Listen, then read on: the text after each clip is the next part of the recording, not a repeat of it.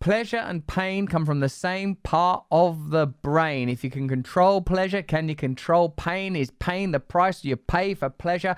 I spoke to Stanford University academic Anna Lembke about the phenomena of craving, about pain, about pleasure, and about how we are all addicts now, and we're all going to have to learn to manage our dopamine and manage our minds if we're to ever free ourselves from a system that wants to keep us hypnotized, tyrannized, and trapped. This conversation with Anna took place on my award-nominated podcast, Under the Skin, available on Luminary. You can get it off Apple. It's a subscription model podcast. It's a wonderful conversation. There are loads of great chats on there. Stay to the end of this video because I want you to see all of it and I want to discuss it with you. So, look, there was two significant parts in that monologue. The first bit was about sort of spirituality as a solution that could bypass and influence those biochemical factors that you described. And the second part of it is why do you think that the influence of a heightened state, even if it's naturally derived, like through performance and the sort of the accompanying adrenaline, etc., would elicit that kind of response in me, just as one individual? It's very true that many people in recovery will say that a spiritual transformation was at the heart of their recovery. And so it's an interesting question to think about why would that be? What is going on in the brain? And we don't know. And, you know, the science is there just on spirituality and the cognition of spirituality and what's happening in the brain when people walk a spiritual pathway is really exciting, but also really new. But what I can tell you is that lower brain region where, you know, we're visualizing that metaphorical pleasure pain balance. And by the way, that's one of the phylogenetically oldest parts of our brain. It's been conserved over millions of years of evolution, essentially unchanged. It's identical in humans as it is in, you know, the nematode, a primitive worm.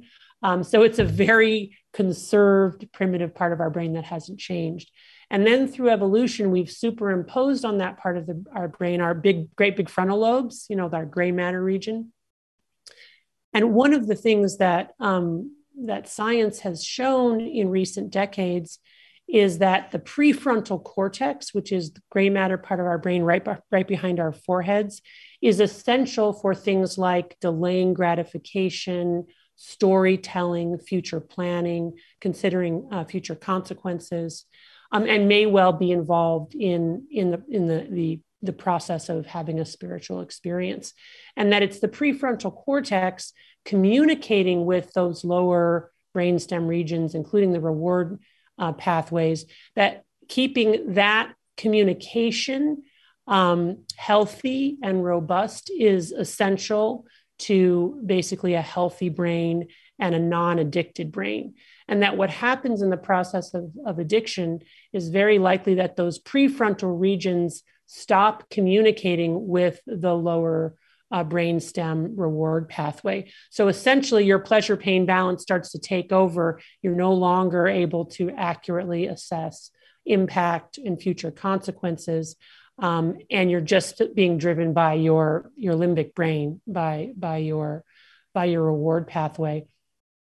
And one of the things that happens in recovery and also with the spiritual transformation is that we're probably strengthening and renewing communication between the prefrontal cortex and those lower reward pathways so that we can better assess and evaluate the impact, consequences, meaning of pleasure and pain and what it's doing to us and to our lives.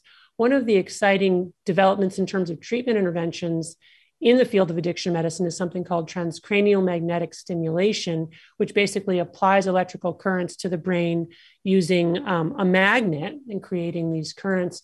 And the way in which people are looking at that intervention for the treatment of addiction is to increase activation or wake up essentially the prefrontal cortex and the frontal lobe areas and kind of calm down the reward pathway or lower brainstem areas in order to bring these two back into balance. One way to think about it is that if you imagine that the brain is a car, then our prefrontal cortex is the brakes and our reward pathway is the accelerator. accelerator. And so addiction is some kind of dysfunction, either of the brakes or of the accelerator. And so we need interventions that can bring those back into balance. Participation in Alcoholics Anonymous and other 12 steps is one way to do that.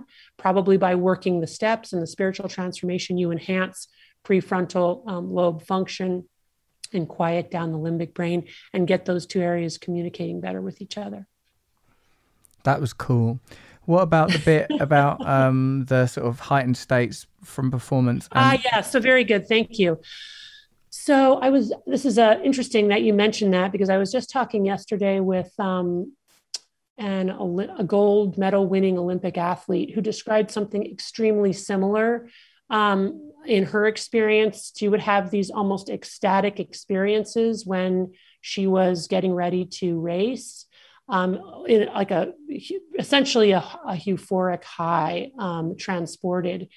And you describe something similar when you're performing. And what's happening there, I assume, is that you're essentially creating your own drug and you're releasing huge amounts of dopamine in your reward pathway. And if you remember, the pleasure pain balance does not want to remain very long tipped to the side of pleasure or pain. The brain will work very hard to restore homeostasis. There are good evolutionary reasons why that would be, which I'm happy to talk about.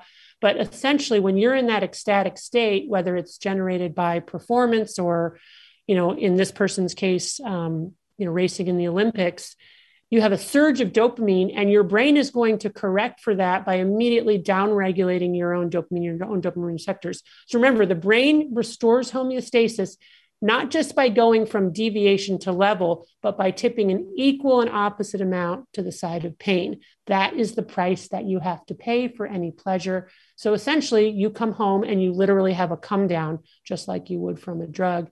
That generates anxiety, irritability, insomnia, depression, and intrusive, anxious thoughts about, will I be ever able to repeat that amazing accomplishment? These kinds of negative ruminations, which come with these kinds of successes or peak experiences.